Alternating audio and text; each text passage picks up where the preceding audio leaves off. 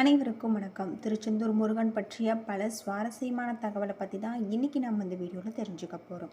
முருகப்பெருமானின் அறுபடை வீடுகளில் இரண்டாவது படை வீடான திருச்செந்தூர் சுப்பிரமணிய சுவாமி திருக்கோவிலில் ஆவணி மாத திருவிழா கடந்த மாதம் 24ஆம் தேதி கொடியேற்றத்துடன் தொடங்கியது.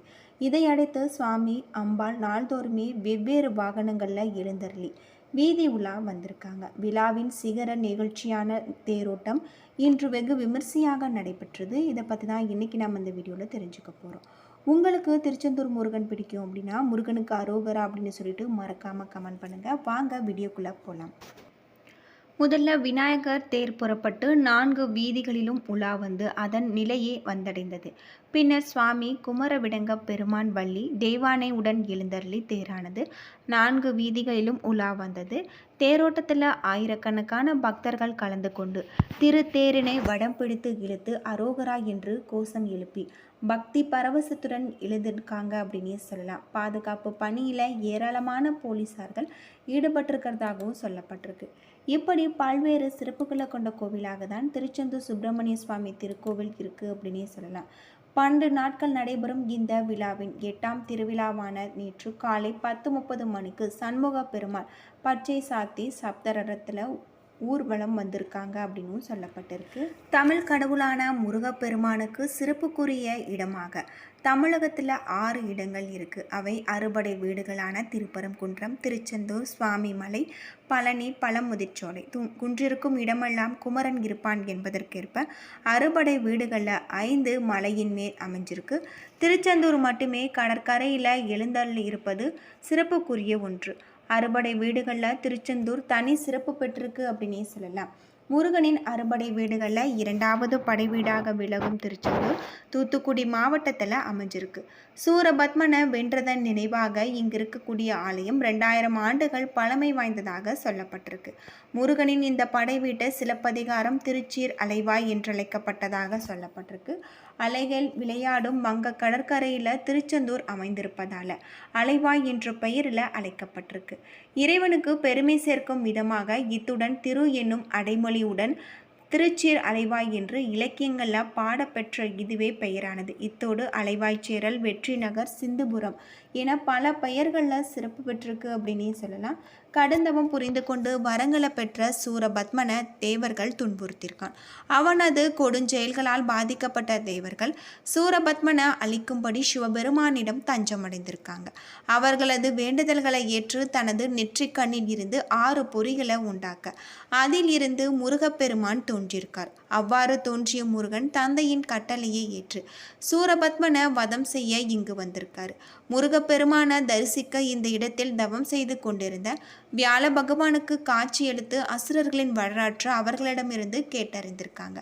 தனது படைத்தளபதியான வீரபாகுவ சூரபத்மனுக்கு தூதனுப்பியிருக்காங்க. ஆனால் அழிவின் விளிம்பில் இருந்த அசுரன் அதை மறுத்து யுத்தத்திற்கு அறைகூவல் விடுத்திருக்கான். முடிவில் முருகப்பெருமானால் வதம் செய்யப்பட்டு அவரது கொடியில் இடம் பிடித்து நட்பேறு பெற்றிருக்காரு. வியாழ பகவானின் வேண்டுகோளை ஏற்று இந்த இடத்துல தங்கிய முருகனுக்கு விஸ்வகர்மாவை அழைத்து ஆலயம் எழுப்பியிருக்காங்க. சூரபத்மனை வெற்றி கொண்டதன் குறிக்கும் பெயரால் ஜெயந்திநாதர் என்றழைக்கப்பட்ட முருகப்பெருமானின் பெயர் மருவி செந்திநாதர் என்றும் திருஜெயந்திபுரம் என்பது திருச்செந்தூர் என மாறியிருக்கிறதாகவும் சொல்லப்பட்டிருக்கு. இப்படி பல்வேறு சிறப்புகளை கொண்ட கோவிலாக தான் திருச்செந்தூர் சுப்பிரமணிய சுவாமி கோவில் இருக்குது. ஓம் என்னும் வடிவில் அமைஞ்சிருக்கக்கூடிய திருச்செந்தூர் கோவில் 17ஆம் நூற்றாண்டில் கட்டப்பட்டிருக்கு. 157 அடி உயரம் கொண்ட கோவிலின் கோபுரம் 9 தளங்களை கொண்டதாக அமைஞ்சிருக்கு. யாழ் மண்டபத்தில் இருந்து மேலே 137 அடி உயரமும், வடக்கிலிருந்து தெற்காக 90 அடி நீளமும், கிழக்கு நோக்கி மேற்காக 65 அடி அகலமும் கொண்டிருக்கு. கோபுர உச்சியின் மேற்புறம் 20 அடி அகலம் மற்றும் 49 அடி நீளம் கொண்டிருக்கு. கோபுரம் 9 தளங்களை கொண்டிருக்கு அப்படின்னே சொல்லலாம். கோபுரத்தின் உச்சியில் 9 கலசங்கள் இருக்கு. இந்த திருக்கோவிலில் உள்ள சண்முக விலாசம் என்னும் மண்டபம் 120 அடி உயரமும் 60 அடி அகலமும் கொண்டு பிரம்மாண்டமாக அமைஞ்சிருக்கு. இந்த மண்டபத்தில் 124 தூண்கள் தாங்கி நிற்கிறதாகவும் சொல்லப்பட்டிருக்கு. கோவிலின் எதிர்ப்புறம் 2 மயில்கள் சிலையும் 1 நந்தியின் சிலையும் அமைக்கப்பட்டிருக்கு. மயில்களில் 2இல் முதலாவதாக இருப்பது இந்திரனும் 2வதாக இருப்பது சூரபத்மனை குறிக்கிறதாக சொல்லப்பட்டிருக்கு. நந்தி பெருமாள் பஞ்சலிங்கங்களின் வாகனமாக இருக்கிறதாக சொல்லப்பட்டிருக்கு.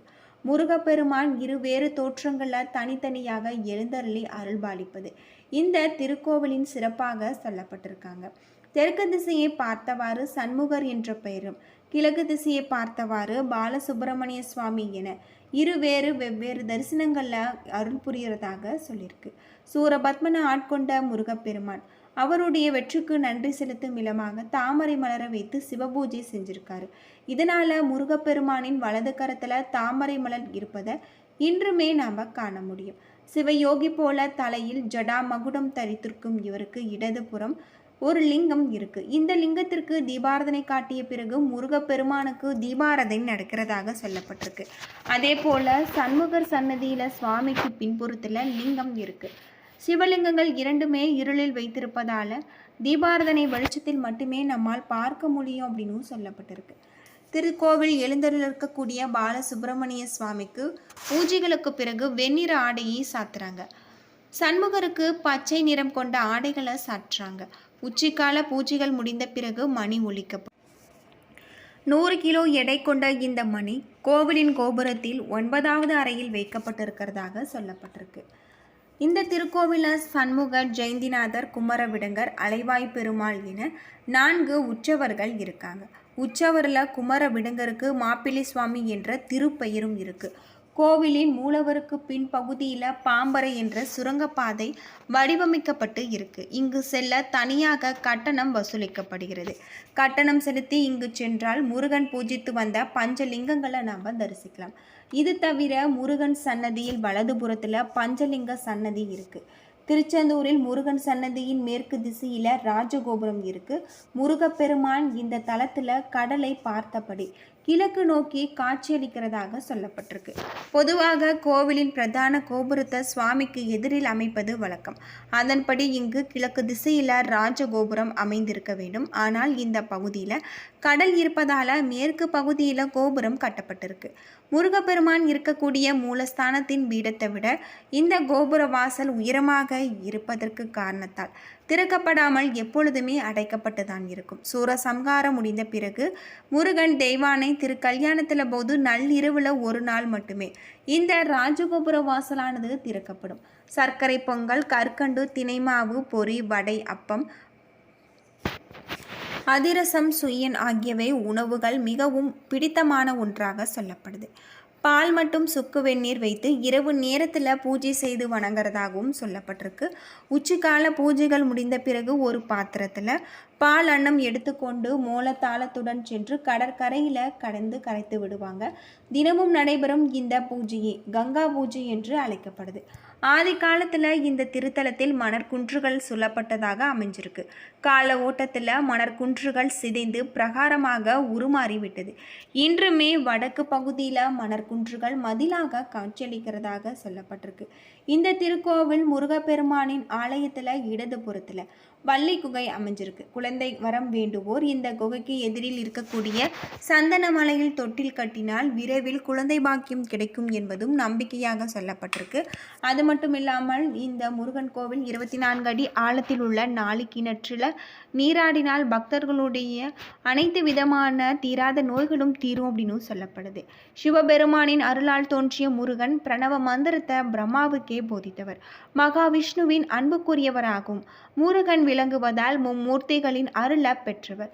இதனை உணர்த்தும் விதமாக திருச்செந்தூரில் ஆவணி மாசி மாத திருவிழாக்கள் மும்மூர்த்திகளின் அம்சமாக முருகப்பெருமான் காட்சி தரதாக சொல்லப்பட்டிருக்கு.